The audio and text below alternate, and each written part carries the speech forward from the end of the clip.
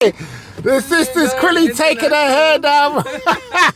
Hey. You never know where this will end up, so. No, do what goes on YouTube, Spotify, Apple Podcasts, Facebook. Oh, that's really interesting. Yeah.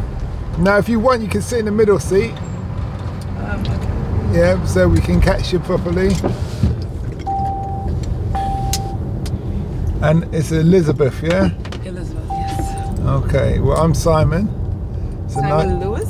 Yeah, Simon Lewis. It's middle name Lewis. I don't know why they don't put your surname there, but they always put Lewis, middle names. Oh, that's your middle name, it's not your surname? No, it's not my surname.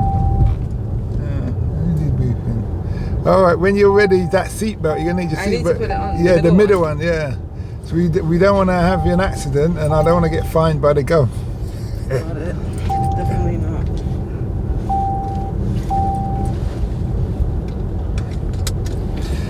Yes, we're back with another rider, another episode. Today we have the lovely Elizabeth in the car, and she's half Ghanaian and half Nigerian, so in sense that makes her total Jamaican. But putting that aside, she's got her own business. What's your business called, and why did you start it? So my business is called Mind Snacks, and we're a healthy food manufacturing company based in Ghana, and we're currently manufacturing granola. And I'll say we're the #1 granola brand in Ghana at the moment. So how long you been doing it? Since 2016, so it's what, 9 years now? Since, Okay. Yeah. And what was the motivation behind it? Well, the biggest motivation, generally the biggest motivation in my life is food. You love food? I'm a huge foodie. Really? And look how you look slim. It's balance, right? Okay. So in as much as I eat a lot, I try to also exercise. Especially when I'm on holiday, I don't really watch what I'm eating. I'm somebody who travels for food. So I've actually just got back from Italy. But I started it because I love food, and I am very passionate about food. And I used to make granola for friends. And at the time I left my job, I didn't have anything to do, and I had friends asking me to make it for them. And I had been about 3 months out of employment, and because it was so popular, my granola, amongst my friends and my family, I thought, you know what, why don't we package this and see how well it can, and approach small gyms and shops locally and see how well it does. And they loved it. Asked me to bring pricing, and at that time I didn't even have any packaging. I was just testing the market. So I had to scramble and put everything together, and yeah, that's how it started. And after that, I was using my mom's kitchen, and it got to a point where her oven couldn't handle the capacity, and I was still doing some part-time work contracting, but I realized the demand was such that I couldn't do both, so I decided to do it full-time. So you made that leap of faith. Absolutely. Absolutely. So I have to ask, the granola itself, where does that come from?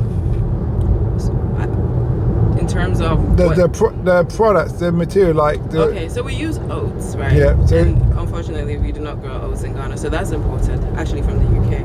Okay. But we have different variants. So one of the variants is called Ghanola, which is a play on the word Ghana because it's using mainly locally sourced ingredients like cashews, coconut, honey.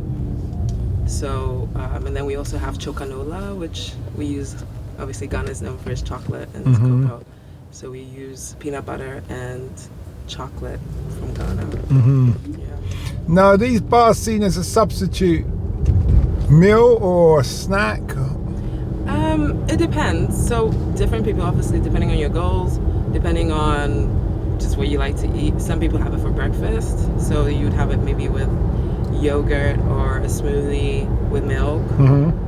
And a lot of people actually have found, just bumping into customers and finding out how they eat it. Some just eat it as a snack because they like to eat it on its own, and they'll have it in their car and just snack on it. So it's not necessarily a meal replacement. You could use it as that, but most people just maybe use it as breakfast or a snack. Yeah. Okay, so I know this is not your brand. Is that kind of product? Oh, so this is a flapjack. But isn't that oats? Yes. So it's kind of, I mean, within the whole cereal Well, category, yes, it's similar. Mm-hmm. This probably uses quite a lot of, I don't know what the ingredients are. I haven't looked at it. But Probably it's butter, sugar, honey. Yes. Everything I shouldn't be eating. Yeah, exactly. I mean, granola sometimes gets a bad rap because it does contain quite a lot of sugar, even though it's marketed as a health product. Mm-hmm. But what we do is we do not use additional sugar. So the sweetness comes from the ingredients. So we're using dried mangoes, dried fruits. Okay. Honey glazed cashews. So that's where the sweetness comes in, and our whole ethos is to try and bring healthy alternatives that still taste good.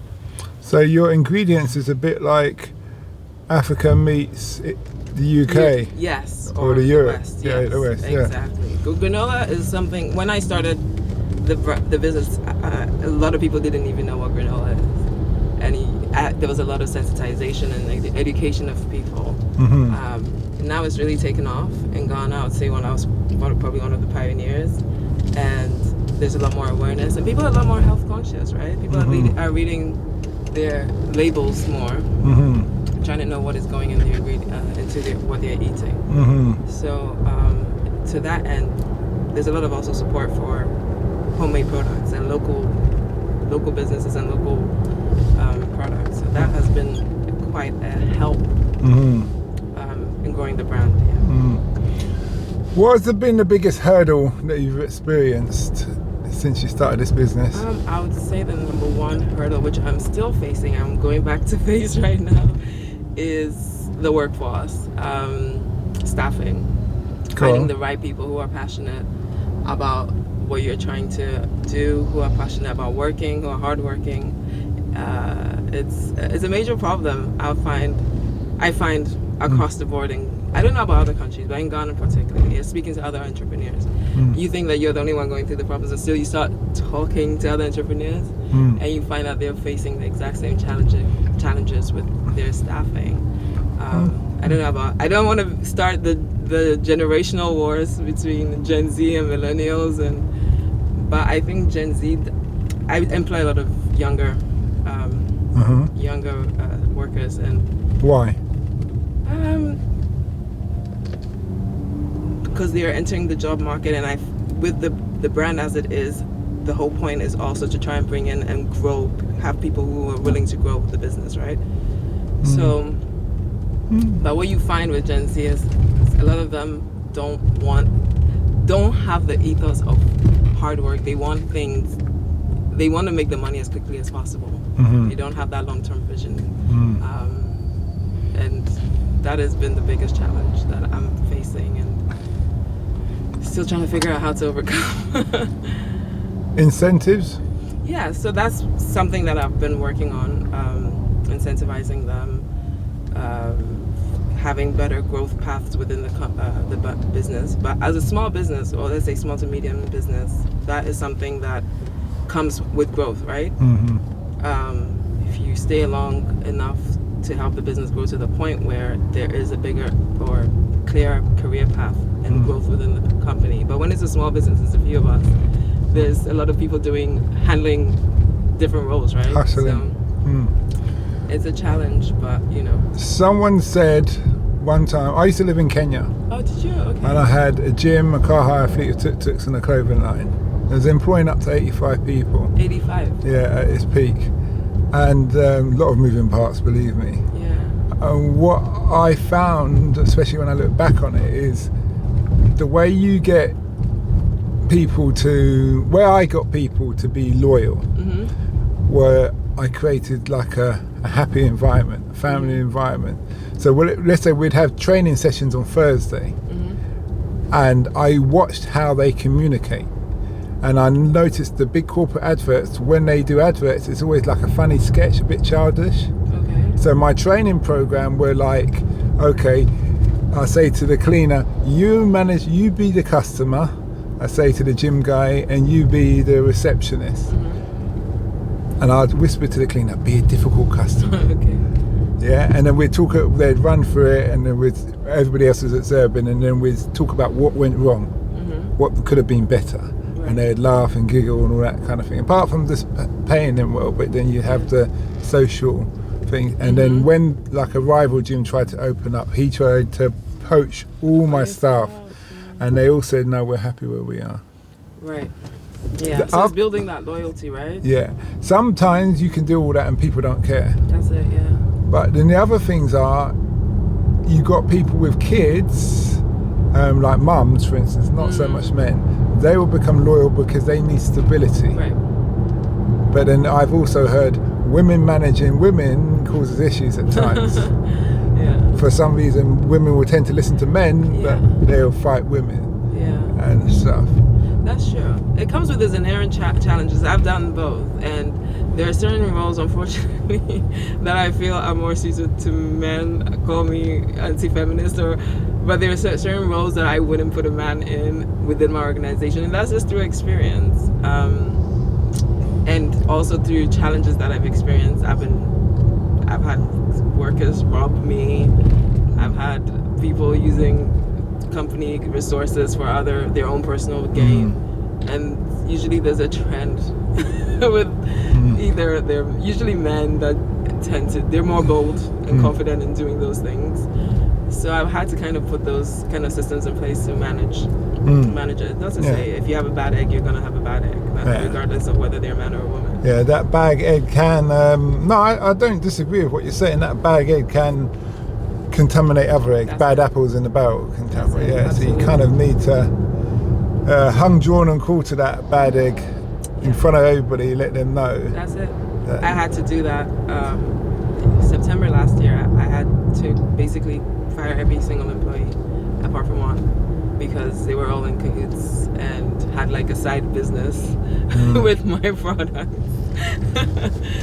But it's par for the course.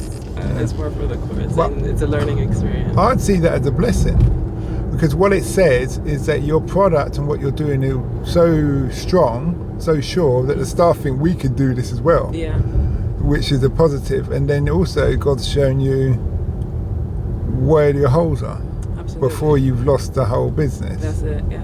Yeah, so no, I absolutely did. And sometimes what happens is complacency sets in when they get super comfortable, and I took it as an opportunity to revamp and basically set the right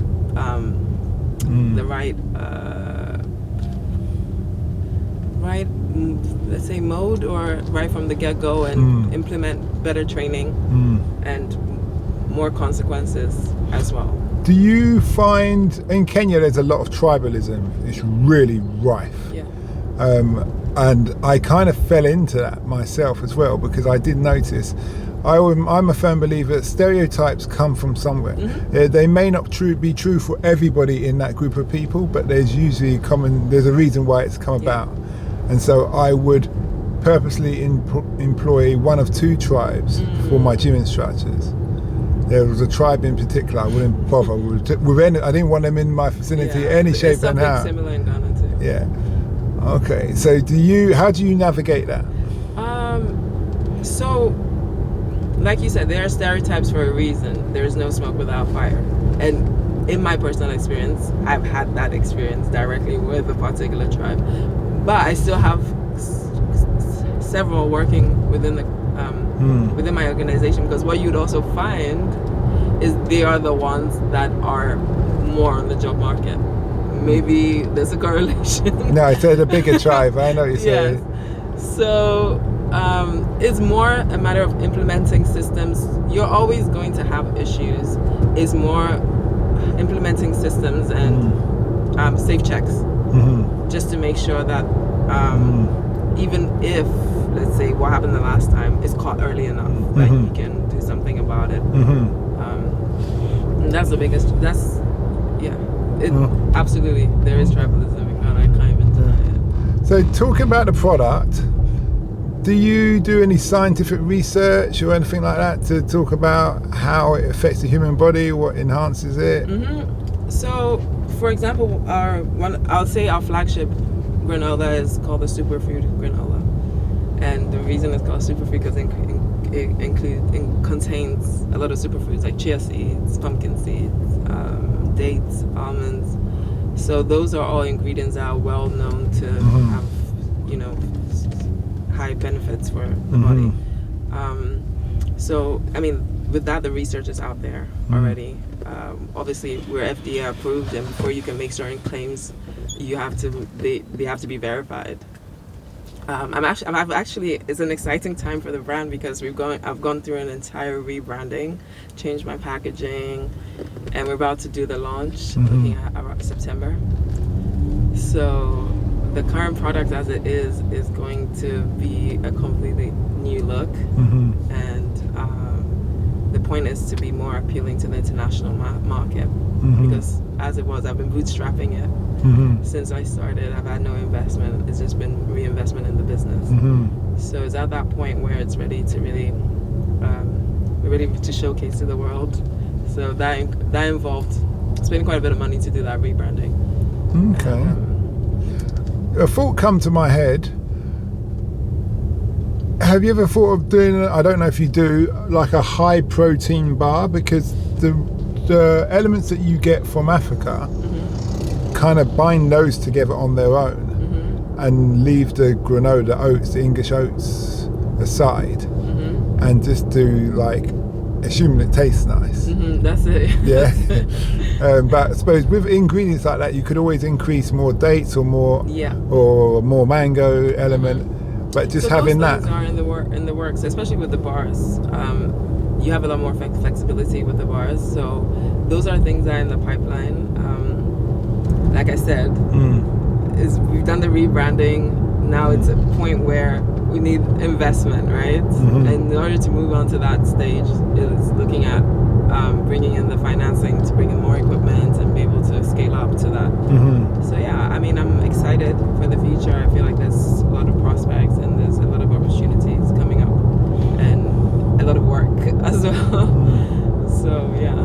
Going back to your staff motivation, the only other thing I would say, if you really, really want loyal staff, and this depends on your finance, is every year you say we're going to pay a percentage of your child's education. So after a year we pay a bit more, and then the next year we pay a bit more. And there's going to be a cap. So basically when you're paying, you would have an approved school that they're going to, and so someone who lives in the community. So that person's very invested. They're going to be invested for, I don't know, the next 16 years if you're doing one child or whatever. And they're less likely to steal. Yeah. He was surprised. But if they do, then you just say, well, part of the contract is the last payment comes out your wages if you've stolen from us. So you get sacked and we deduct the last payment. And they sign to that, and then and you just explain to them. And if people who want to mess it up, they will mess it up. But then that shows, regardless, but then that shows, that helps a filtration process. Absolutely. Yeah. So.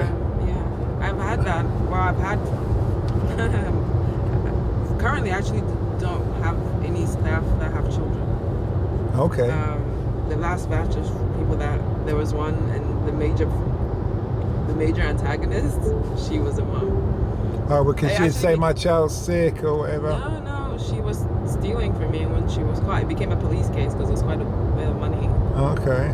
And when she was held, and I was called in to give a statement, and she finished her statement or whatever, and on the way out we were passing each other, and she goes to me, "Madam, my child is at home." And I'm thinking, you have a child and you're stealing. Actually, you should have thought of that. This is exactly what I said. You should have thought about her when you were stealing. You better call your brother, your mum, your cousin, whoever it is. So like, it's, as you said, those that are going to do it will do it regardless. So, but it is an incentive. And she was a young girl. Yeah, she was about my age. She was not that young. She was in her 30s. Okay. Yeah. But the only thing I would have thought is the mamas. When I say mamas, older. As in older. Yeah. Okay, yes. They're more responsible. More responsible. They've lived life. They know. They're just happy to have a thing. Yeah. So those women selling fish on the side of the road, wherever, you get a couple of them in, they start mixing thing. I'm going to do this. I'm going to do that. This is a trial. If you steal, you'll be back on the street. Yeah. Yeah. Do you see what I mean? Yeah. Those kind of people. So they'd be grateful.